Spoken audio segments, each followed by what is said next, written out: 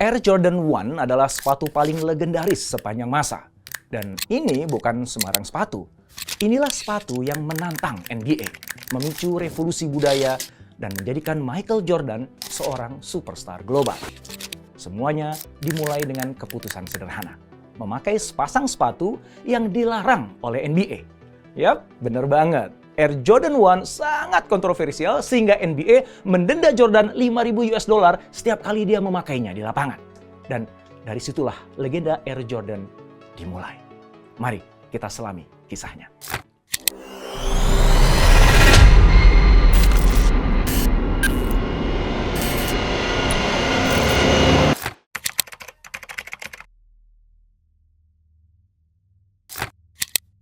Pada awal tahun 80-an, Nike dikenal sebagai produsen sepatu olahraga lari. Walaupun punya positioning kuat, nyatanya kinerja Nike di bursa saham sampai pertengahan tahun 1980-an kurang memuaskan. Bahkan di kuartal pertama tahun 1984, Nike merugi sampai terpaksa memecat karyawan secara massal yang sampai sekarang dikenang sebagai Saint Valentine's Day Massacre. Situasi itu mendorong Nike untuk memperluas pasar dengan menggarap bidang olahraga lain, termasuk bola basket. Mereka punya modal untuk bersaing, yaitu inovasi teknologi bantalan kantong udara yang bisa dipasang ke dalam midsole supaya bisa menyerap guncangan. Tapi waktu itu, Nike harus menghadapi Adidas dan Converse yang sudah merajai pasar sepatu basket. Adidas kuat di Eropa dan juga di pasar global, sedangkan Converse seperti memang sudah jadi spesialis sepatu basket dengan memiliki Chuck Taylor di All Stars. Di samping juga mengikat kontrak dengan pemain top NBA seperti Larry Bird dan Magic Johnson. Converse StarTech designed for the best pro player. Thank you, Larry. StarTech's Unisaddle protects my ankles and gives that extra. Kenyataan itu membuat Rob Stresser, direktur pemasaran Nike pada tahun 1983, menulis memo internal. Isinya menjelaskan tentang pentingnya memanfaatkan atlet bintang untuk membantu pemasaran. Atlet perorangan, bahkan lebih dari tim, akan menjadi pahlawan. Simbol-simbol dari apa yang orang biasa tidak bisa lakukan lagi, yakni mengambil risiko dan menang. Begitu tulisnya. Pada musim panas tahun 1984, Rob Stresser bertemu David Falk di Washington DC. Falk adalah agen pebasket muda yang waktu itu lagi naik daun, namanya Michael Jordan. Nah, pada pertemuan itulah Falk menyampaikan gagasannya. "Rob, saya punya ide," katanya. "Saya ingin menggabungkan Michael dengan teknologi airbag Anda."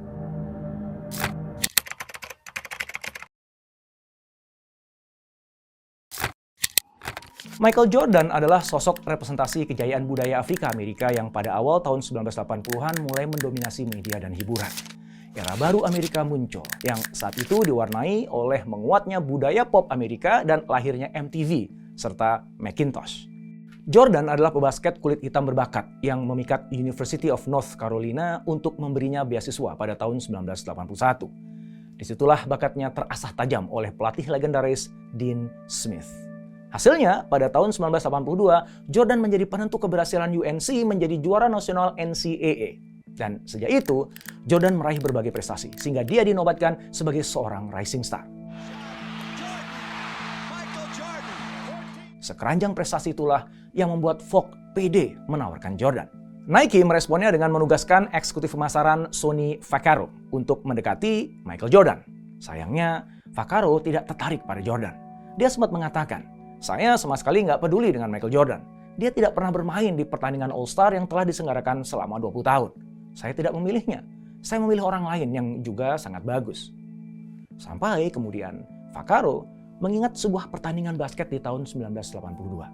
Waktu itu, Jordan yang masih berumur 19 tahun bisa melakukan tembakan lompat setinggi 16 kaki dalam waktu pertandingan yang tersisa 15 detik dan mengantarkan North Carolina menjadi juara nasional. Time, 18. Shot, Jordan, Michael Jordan, 14 seconds. Look for Sleepy Floyd. Disitulah Vaccaro mengakui, Jordan adalah sosok yang spesial. Vaccaro tersadarkan bahwa Nike harus mempertaruhkan segalanya untuk bisa menggait Michael Jordan.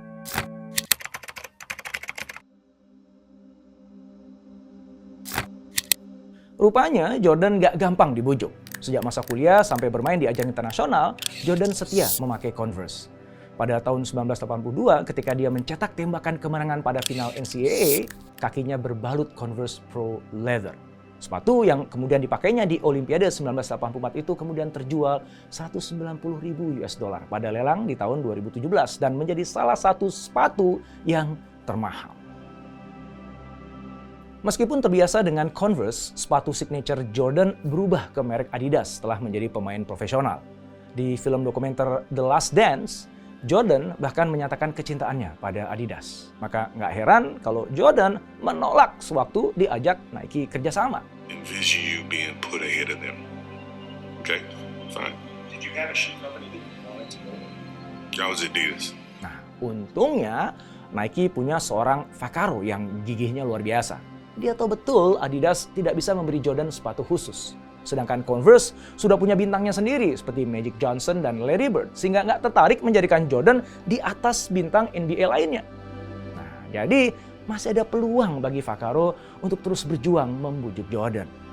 Vaccaro kemudian mendekati orang-orang terdekatnya, terutama ibu kandung Jordan, yaitu Delores Jordan yang sangat berpengaruh terhadap keputusan anaknya.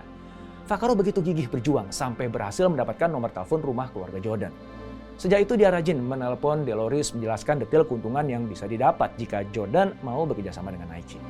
Vaccaro nggak hanya menawarkan keuntungan finansial, melainkan juga menawarkan kesempatan bagi Jordan untuk memiliki sepatu khusus yang itu nggak dijanjikan oleh Adidas. Cara Vaccaro membujuk Delores nggak berhenti sampai di situ, karena kemudian dia mengajak Michael dan keluarganya ke markas besar Nike di Beaverton, Oregon. Di sana mereka diperlihatkan semua yang bisa ditawarkan oleh Nike. Nah, pendekatan personal Vaccaro dan keseriusan Nike membantu mengembangkan potensi Michael membuat Delores terkesan. Bujukan itu berbuah manis ketika akhirnya Michael Jordan bersedia menandatangani kontrak kerjasama dengan Nike.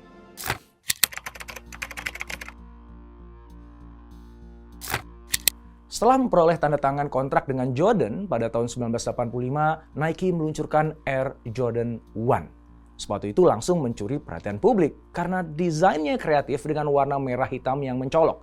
Sayangnya, sepatu itu dianggap melanggar aturan NBA yang mengharuskan setiap pemain memakai sepatu yang 51%-nya berwarna putih serta serasi dengan seragam tim. Dengan adanya aturan itu, maka setiap kali Jordan bermain mengenakan Nike Air Jordan 1, maka NBA akan menjatuhkan denda 5.000 US dollar kepadanya. Nah, menariknya nih. Alih-alih mengubah desain sepatunya, Nike justru memilih melanggar aturan itu dan membayar dendanya. Dengan cerdik dan kreatif, Nike memanfaatkan denda itu sebagai bahan kampanye pemasaran. Dibuatlah iklan yang menampilkan Jordan yang sedang memantul-mantulkan bola dengan sepatu yang disensor. Iklan itu disertai narasi yang bunyinya begini.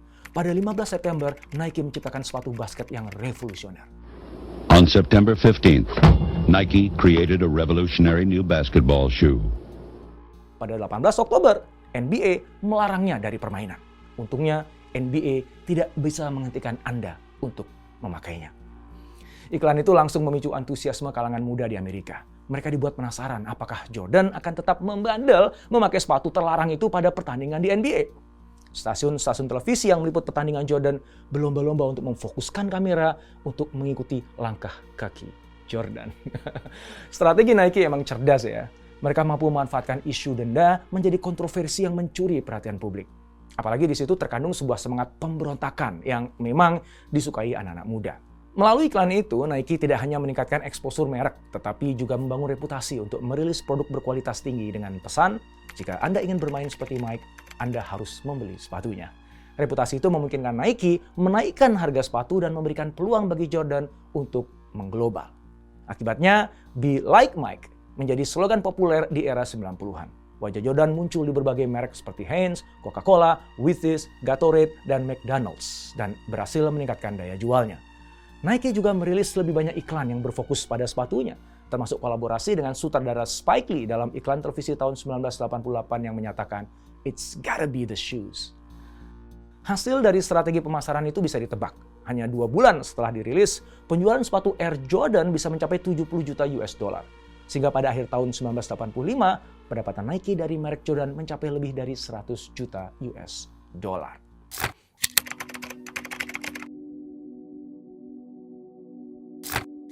Ada beberapa faktor yang membuat Air Jordan 1 kemudian menjadi sepatu legendaris.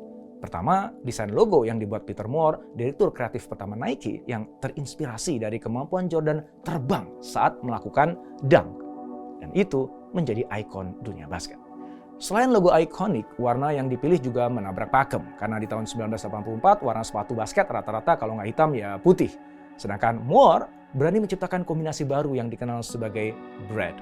Dengan menggabungkan warna merah, hitam, dan putih yang merupakan warna tim Chicago Bulls. Desain ini tidak hanya berani, tapi juga penuh gaya dan mencerminkan pemain yang mengenakannya.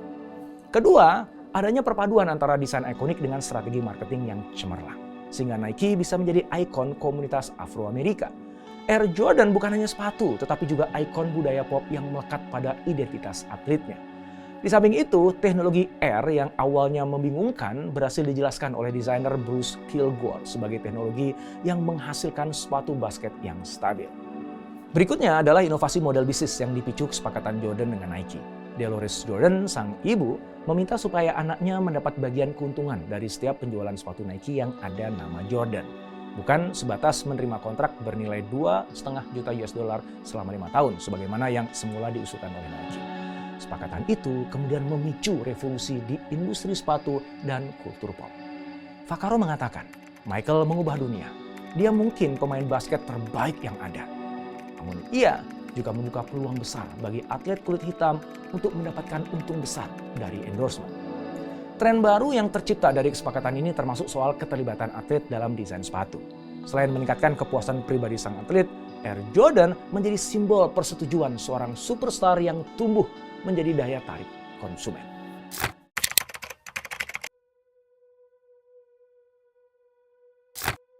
Investasi Nike atas Air Jordan nggak sia-sia. Tahun lalu, brand Jordan menghasilkan $5,1 miliar dan logo Jumpman-nya Jordan kini ikonik di dunia fashion dan olahraga. Jordan sendiri meraih 6 gelar NBA, menjadi miliarder dan kini memiliki tim NBA Charlotte Hornets serta mendapat royalti 5% dari penjualan Jordan Brand. Tapi keberhasilan intangible diraih ketika Air Jordan bertransformasi menjadi simbol status dunia fashion dan budaya pop. Sepatu Air Jordan kini telah menjadi ikon busana casual yang sering muncul dalam berbagai media populer. Misalnya dalam serial televisi The Fresh Prince of Bel-Air, karakter yang diperankan oleh Will Smith seringkali tampil dengan memakai Grape Air Jordan 5. Sementara di film He Got Game, Denzel Washington memakai Air Jordan 13. Air Jordan juga menjadi ikon budaya hip-hop dan sering disebut dalam lirik Jay-Z dan Kanye West. Dalam video musik Otis, kedua rapper itu mengenakan Air Jordans, sehingga menegaskan statusnya sebagai bagian dari identitas streetwear. Selain itu, kolaborasi Nike dengan selebriti seperti Travis Scott menambah daya tarik dan nilai koleksi brand Jordan, serta menghasilkan jutaan dolar. Sneakers kini bukan sekedar alas kaki, melainkan investasi dan koleksi fashion. Sneakerheads rela membayar mahal untuk model langka atau edisi terbatas, karena di pasar resale, merek itu sangat menguntungkan. Begitupun ketika dilakukan rilis ulang, model ikonik Jordan atau Retros sangat dicari karena nilai nostalgia dan emosinya. Contohnya, sewaktu Nick Fiorella membeli sepasang Nike Airship yang dipakai Jordan seharga $1,47 juta. Wow. Berkat kekuatan brand itu, maka sampai 2 dekade setelah pensiun, pengaruh Michael Jordan masih terasa di dunia olahraga dan fashion. Di dalam film Air, Dolores Jordan mengatakan, sebuah sepatu hanya sepatu biasa. Sampai kemudian anak saya mengenakannya. Nike menjadi berbeda ketika Jordan sudah memakainya. A shoe is just a shoe until my son steps into it.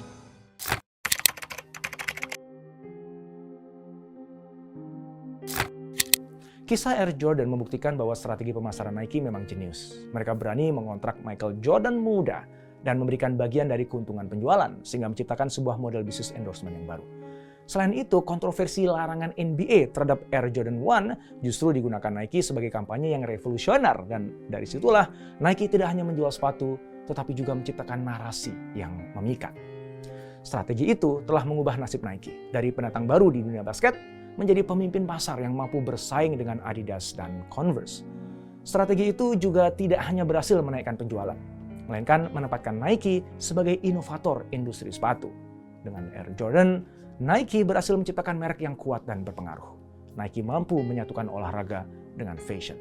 Nike tidak hanya sukses menguasai pasar, tetapi juga menggoreskan sejarah penting di industri sepatu olahraga.